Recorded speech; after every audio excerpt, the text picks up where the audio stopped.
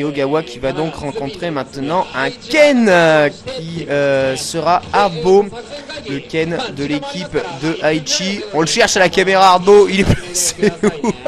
C'est pas mal ce petit effet là, vous avez vu lors de ces inhibitions. Alors vous voyez le signe NSB en haut à droite, signifie en fait Nagoya Street Battle. Vous voyez les kanji pour marquer Aichi à votre gauche et les kanji de Kanagawa à votre droite. Avec ici évidemment le numéro du striker qui rentre en jeu. Alors là je ne sais pas pourquoi on a pris Gookie, ouais, on a pris Gookie pour le défoncer. Puisque visiblement, un petit souci avec Hardbo qui a sa carte qui malheureusement ne fonctionne pas très bien. Alors on va attendre tranquillement de dégommer le Gookie. Qu'est-ce que je peux vous dire sur cette équipe? Oui, déjà essayons de faire une analyse peut-être un peu des forces mis en opposition.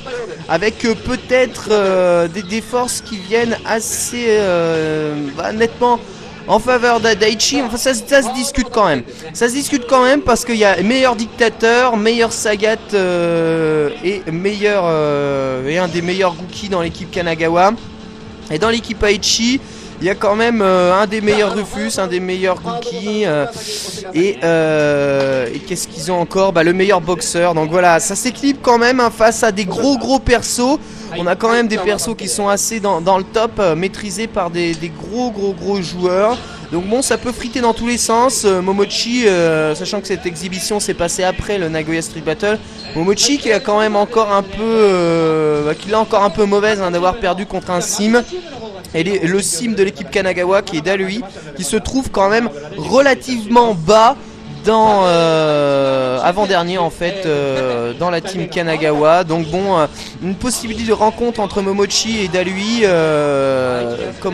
c'est possible, ça pourra se provoquer. À ce moment là il faudra que Momochi soit plus attentif que lors du premier tour du Nagoya Street Battle pour ne pas se faire encore une fois démonter. Allez, j'ai fini de parler, on retourne au 17 versus 17. Hardbo à votre gauche ici, Ken costume alternatif blanc qui place ici une Karashop face à Ogawa, Tatsumaki cross-up, bien joué, balai kick, bas medium kick, Tatsumaki, balai kick shop, le tic throw, là, ce gros point c'est pas du tout safe, ça il l'a totalement raté, son safe jump là, Hardbo, il se prend immédiatement un dragon de Ogawa pleine tête, ça aurait même pu être pire que ça. Parce qu'il avait deux balles et de quoi canceller. Ogawa, Tatsumaki cross-up totalement raté. Évidemment, pour enchaînement de light, bas medium. Dragon cancel, dash avant. Il a raté ce qu'il voulait faire aussi. Hardbo, attention, Tatsumaki cross-up. Évidemment, attention à la relever, attention à la relever. Et il se prend le dragon pleine tête. C'est gratuit. Il est gratuit ce dragon pour Ogawa. Il a entièrement raison de le mettre. Je ne sais même pas si le pif ultime d'Ultra aurait pu changer quelque chose à ce dragon à la relevée. Et bas medium Shakunet, attention à la relevée. Bas medium punch décalage shop. C'est déchopé par Hardbo qui se remet à bonne distance. Voilà pour placer ses pressings d'avant medium kick. Pas gros point en Titatsu cross-up. Ça c'est bon ça. Ça c'est le genre de truc. Ça met vraiment un sacré coup au moral. Tatsu cross-up raté. Enchaînement de light. Dragon cancel. Ouais, mon dragon cancel dragon. Je sais pas si c'est vraiment très utile d'avoir cancellé son dragon pour faire ce genre de phase là. Bien joué, le Daishao qui passe et l'ultra, voilà. Et c'est passé en counter mes amis. Et l'ultra passe en intégralité. Shinryuken, bien joué. Hardbo qui s'en sort parfaitement là-dessus. Le dragon counter, saving dash cancel tout ultra. Ça c'est le genre de petit truc assez sympathique qu'on ne voit finalement pas souvent. Les dragons counter, c'est pas tout le temps que ça passe. Allez, avant medium kick, il a essayé de réitérer, mais ce coup-ci il était un peu près. Il s'est fait casser par le bas medium kick de Ogawa qui envoie ici un bon gros Nigetatsu des familles pour se sortir évidemment du coin. Un bas medium non confiant, c'est pas grave, place un décalage shop, attention. Et oui, non mais ça c'est pour provoquer le dragon, ce genre de truc. Et d'ailleurs, explique-moi en quoi un dragon casse une saving. Juste, vas-y, réponds à cette question. En quoi ton dragon casserait la saving? De toute façon, quand t'as une saving en face, le dragon c'est toujours la mauvaise réponse. Toujours, c'est systématique. Donc fais pas ça. Évidemment, un Hardbo qui s'est totalement mis dedans et qui se fait battre ici par Ogawa. Il n'y a pas de secret, il n'y a pas de secret. L'autre il essaye de lui faire provoquer un pif. Alors attention, fin de saving. Et puis en face, il y a quoi?